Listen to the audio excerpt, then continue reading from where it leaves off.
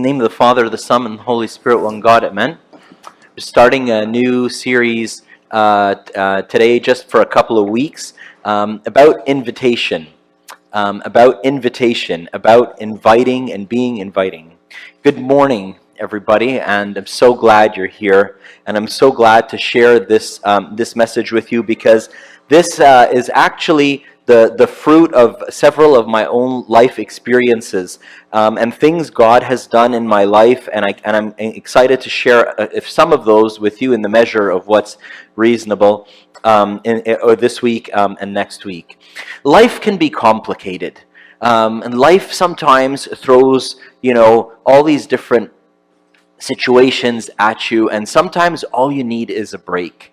I'm going to date myself here, but back in the day, there was this Kit Kat commercial that just like the theme song of it was, "Give me a break, give me a Kit Kat bar," right? And sometimes I turn to God and I tell Him, Lord, like, I just need a break. Just give me a break. That's what community is for, and that's what a church is for, and that's what we're here for, right? The church is here to be a body of believers. That's what church is. It's an assembly of believers that carry each other together. And my first experience of that was in college. I made all of these friends that were Christian, and it was my first time to make Christian friends not at church. I had a big group of friends. There was like a good 20 of us, and we were really good friends. And we had this tiny little office in student services. And so we walked in. I remember walking into the office one day, and I was upset about something personal. And I just kind of sat in the corner by the door. And one of my friends looked at me and goes, "John, that's not your usual chipper self. What's up?" And I was like, this was at a time in my life where I was one of those annoyingly happy people, those people who have made a decision. I have a friend, I actually think he's here today. He wakes up every morning and he says, "I'm going to have fun today," right? I was like that. And I just had a smile on my face, and it was a decision. And I was convinced that happiness is a decision that you'd make. And then because of that decision, everything else around you is joyful and is happy. And that's a topic for another day. But that's who I usually was, and that day I was not. And my friend noticed, and he just walked in, and he just walked up to right beside me to the light switch. He turned the lights off, closed the door, and he just started praying. And when he was done praying for me out loud, he asked if anyone else would like to pray. And one by one, each person in turn prayed for me. About 10 people in a room like the size of like 3 of these pews. It was a tiny, tiny room. And there's so many people in there. And every single one of them prayed for me. And I just felt like they took me, and I was unable to pray. I was so heartbroken. I was unable to pray for myself, and they just took me and they just lifted me up to God. And that was my first experience of of fellowship. That's when we use this Christianese word, fellowship.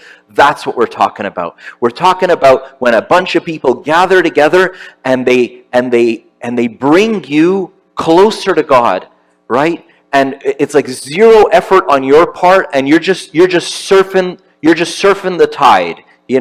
They're the tidal wave, and you're just floating on the tidal wave, and the tidal wave is just bringing you where you know you need to be, but you just can't get yourself there yourself, right? And other instances, fellowship is you being the tidal wave, is you noticing the person who's out of character, upset or this or that, and you saying, "You know what, I'm going to carry them. It's my turn to carry. I'm going to carry them and bring them." And that's what church is, right? And that's what this place is, right? And Jesus says, "They will know that you are my disciples if you have love for one another." Christians are people who are willing to take a bullet for each other. And this was obvious in the eras of persecution, because in the time of persecution, if you knew where the Christians were gathering, so you could easily rat each other out, right? And so you trusted these other people with your life, and they trusted you with theirs. Imagine how tight-knit of a community that was. People would come into the community, and they would see how much these people love each other, and they wouldn't even know God, and they would say, I want that. Hey, look, I can't think of a single person who would take a bullet for me. And these people have a whole gathering of people who would gladly take a bullet for them, who would gladly go under the sword for them. I want some of that. I want some of that. That's what church is. That's what church is. That's what you have. Sometimes, I'm in a pinch, and I'm not really good at asking for help. I'm one of those people who's just not very good at asking for help. I'm terrible at delegating. I'm a hard worker. I'm a pretty smart guy. The bigger the challenge, the harder I have to work. The earlier I have to wake up, the later I'm going to sleep. I'm going to get this done. I don't usually reach out to people. Being a priest has been a real learning experience for me to learn how to reach out and ask for help and get other people involved. And the people who have been here for some time can tell you I'm still pretty terrible at it, but I'm trying. Right? But that's what church is. It's a place where you can easily reach out and you can find help, right? And this is yours. This is your church. This is what you have access to. But I can tell you this, because I have the wonderful privilege of spending all of my time with people, meeting people and talking to people and listening to people from all different walks of life. A lot of people don't. A lot of people don't. A lot of people don't have somewhere where they know they can go and they can find positive energy, where they know and they can find people who care about them, people who are willing to put them second. And when I'm in a pinch and I actually think, maybe I should ask for help, and I turn and I ask for this person or ask, no one ever says no. No one ever says no. Because these people wouldn't help me out with a favor. These people wouldn't take a half day off to help me get this or that sorted out. These people would take a bullet for me, and I would for them. And I would for them. It's not about networking for work purposes. It's not about meeting a life partner. All of that stuff is included. Like, all of that stuff is included in the package. But that's not what it's about. It's about Jesus' final commandment to his disciples. He says to his disciples in John 13:34, he says to them, love one another as I have loved you. Fast forward less than 12 hours later, Jesus is on the cross. That's the church. That's what it is. And if we ever make it something other than that, it's not a building, it's not an institution, it's not a corporation, it's not a fundraising campaign, it's not a humanitarian aid agency, it's none of those things. It's a bunch of people who love each other and they're gathered together with God in their center. The bread that we use for our offering has a big cross in the middle. And then it has 12 little crosses around it.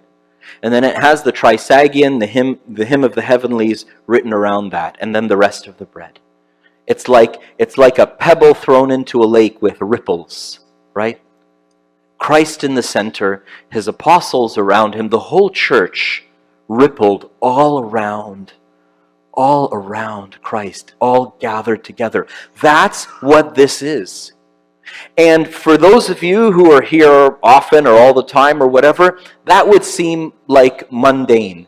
Like, I haven't told you anything you don't know. And for those of you who know other people here by name and so on, you know you can ask anybody for anything at any time, and people will drop what they're doing to come and help. All you have to say is, like, I really need help. And someone will be there like that. But the rest of the world doesn't have that. They don't have that. They don't have, they might have that within their family. They might have that within, within, but in an intergenerational setting, in a multicultural setting, crossing across different socioeconomic classes. It's just amazing. You got to come to our community dinner on Saturdays. You find people of all different nationalities, of all different socioeconomic backgrounds, of all just helping out to make this dinner happen because we're usually shorthanded. And guess what? It happens. And then we all sit and we all eat together. It is the kingdom of heaven. It is the kingdom of heaven. That's what it is. It's a bunch of people who love each other, who are not tripped up, by all of these things, ethnicity, age, sexual orientation, blah blah blah. It kind of just, for this moment, it doesn't have to matter, and we can just love each other. That's what the church is. Love is the highest ideal that Christ has set for us.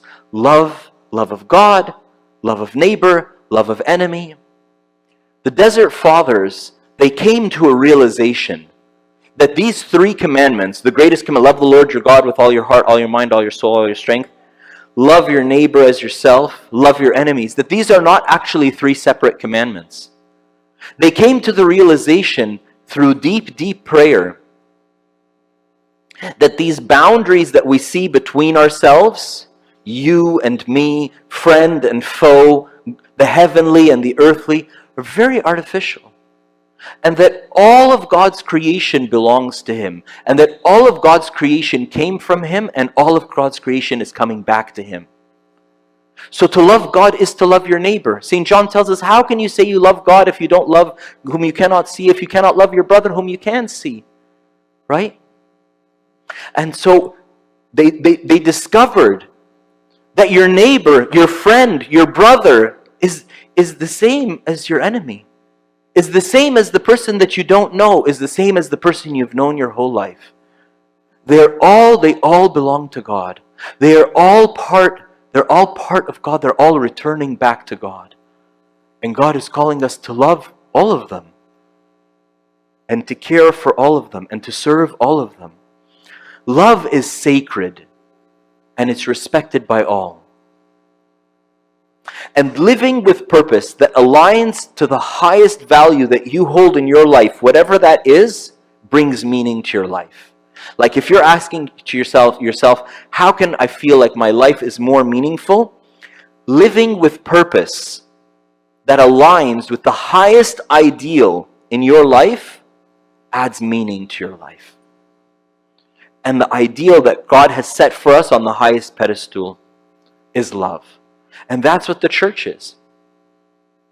And that's what you're here with and sharing in. But love is this intimate thing, right? Whether it's between, 2 people in a very intimate setting, or even if it's in a group or whatever, it can only be entered into by invitation. And so this is your great calling. If you are friends with another person, I can't just walk into that. Like for me to become part of your conversation, you have to bring me in. I'll give you inside jokes. I used to be the king of inside jokes until I realized that the reason, think about it, why do we have these inside jokes? Because when I have an inside joke with my friend, right, and then, we're standing in a group and I say, like that time, and we both laugh, and everybody else is standing there, that says that we have something going on that the rest of you aren't part of. It brings a limited number of people inside, and it pushes the others out. And so I made a conscious decision to stop using inside jokes. And when I can't resist, right, then just bring everybody else in. Give them the context. Remember that time? Actually, everybody, remember that time, and just bring them in. And then everybody laughs, right? It's out of our insecurities sometimes that we exclude others to include ourselves, to make ourselves feel like I'm included. if you're excluded, then maybe I'm the one who's included. It's out of our insecurity. They're not bad people, right? I'm not a bad person, but it's out of insecurity, right? And so God is calling us to be people of invitation, and that's what everything I want to share with you is about. Why invite? It's an honor to get invited. Anytime you get invited to something, you feel honored. You have the power to honor others by inviting them. Forget about their response. Forget about what they're going to say. Forget about, I learned something. I'm going to talk about this a lot more next week. Next week I'm going to talk about the how. I'm going to get real practical about the do's and don'ts of invitation, right? But I realized something. When several years ago, I used to live alone in another town on the other end of the country. And Christmas rolled around. And I was working on and off throughout the holiday season. And one friend invited me over for a Christmas thing at their place. And I told them, I'm sorry, I can't, I'm working. And then other friends had organized things pretty much on every single day between like the 25th and the 1st. There was something happening at somebody's place. And these are all really good friends of mine. Somehow word had gotten out that I was working, and I worked a lot. And so I didn't get invited to anything else. And then I felt really awkward. And these were like good friends of mine. All I had to say is like, hey, what are you doing on this day? And they'd be like, yeah, people are coming over, but I thought you were working. And I'd be like, oh no, I was only working on the 26th, but I'm free the other days. And that would have solved everything. But it made me really think. It made me really think, people would rather turn down a gentle invitation than not get invited on the presumption that they're not available or wouldn't want to come, or maybe that's not their thing. Not a pushy, like peer pressure invitation, a gentle invitation. It's an honor to be invited to anything, to something you have no interest in and you would never go, but somebody thought of you personally, reached out to you personally, addressed you by your name and invited you. It's an honor. It makes you feel good. Forget about receiving the invitation. You have the power to be the person honoring others, because you have something awesome that you could be inviting them to. Whether it's a barbecue at your place, some friends get together, or whether it's Sunday church, you have something wonderful that you could be inviting them to. And the most wonderful thing that you're inviting them into is your life, is to spend time with you. What an honor, what a privilege that you have, that you can give others. Being invited is an honor. Everybody likes to get invited.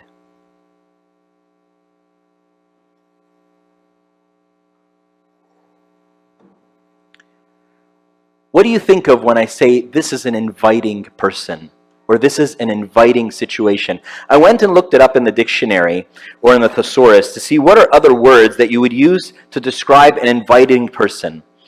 An attractive, something that makes you want to experience, welcoming, charming, appealing.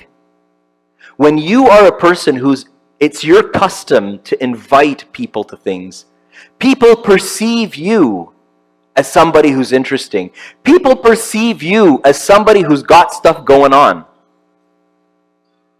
Like, this isn't a popularity contest or how to make people like you, but you get something out of this too. It's a win-win. And we're always worried about what people are going to say. We're always saying, what if this person says no? So what? Let them say no. Right off the bat, just by opening your mouth and saying, hey, why don't you come to this? I'm doing this thing. Why don't you come? Why don't you come sit with me on Sunday? My church is doing this thing. Why don't you come over for a barbecue? Come over, come this, come that. Right off the bat, you've honored the other person and you've made them feel like, hey, you've got stuff going on. You're right. People will say no. You're right. Statistics say about 4 out of 5 people will say no. So I heard this statistic long before I was a priest, When I first moved to Toronto, I went to this wonderful church, our sister church up north. Was in North York at the time, it's in Markham now. And I lived here downtown. And I heard the statistic that 4 out of 5 people will say no. And I thought to myself, I'm going to church anyways, so it's no skin off my back. I had this small Honda Accord coupe, so I had 4 seats in my car, 3 to be comfortable, right? So I thought to myself, what would it take for me to fill all 4 seats with people who would otherwise, there was no way they would ever end up at this church in North York, right? Well, if 4 out of 5 people will say no, that means to fill 4 seats, I'm going to need to invite 20 people. So I made it my challenge. I just kept a little piece of paper in my pocket, right? And I just little chicken scratches, you know, 1, 2, 3, 4, 5, 1, 2, and I just counted how many people I needed to invite, and guess what? Right? By the 16th, 17th person I invited to church, my car was full. Then it's a problem. If anybody changed their mind, I'm screwed, right? I don't have room for you, right? Maybe next week, right? Nothing happened to me. Yes, people said no. Did they think less of me? No. I invited the same people who said no the next week, right? If I felt that, I don't want to be be intelligent and relationally responsible, don't be foolish, but if they showed interest but they're not available or whatever, okay, how about next week? Yeah, sure, I'll see. Yeah, invite them next week, see what happens. It was a little experiment. And it went from being an experiment to being like my weekend thing, right?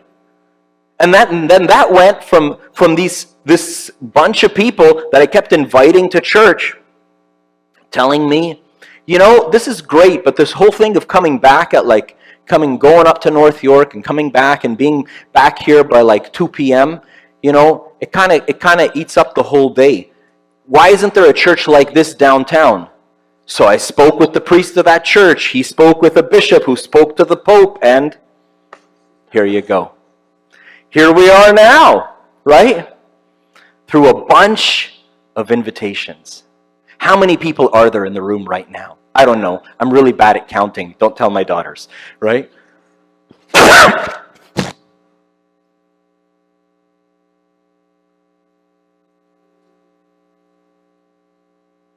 If every one of you invited 5 people to church next week, the place would pack out. The place would pack out. We wouldn't have room for everybody. People would be standing on the stairs. 5 people. 4 of them were going to say no. That's okay. Get this, here's some good news, is that if you and I happen to work in the same place and we're inviting our colleagues, right? The same person will probably say no 4 to 5 times before they say yes. So if you invite them once and I invite them once and we go back and forth, whoever gives them the 5th invitation, they'll say yes, right? Maybe not all on the same day. Maybe that's like harassment, right? But, again, emotionally sensitive, relationally responsible, this could be a good thing. This could be a good thing. If you have a good thing, I think church is a really good thing. But I'm sure you've got lots of other really good things going on in your life. Invite people into them. They can't come into them without a personal invitation. And get this, the invitation is personal. Hey, Mina, would you like to come ... The response is not personal. 90% of the time people say no, it has nothing to do with you.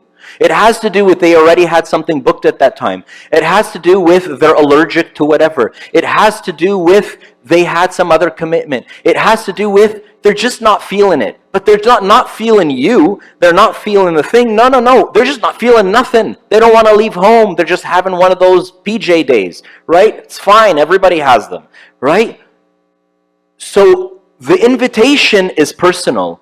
And because the invitation is personal, we always think that the response is personal. They said no. They hate me. They think I'm a loser. They think I'm this. They think, no, it has nothing to do with you.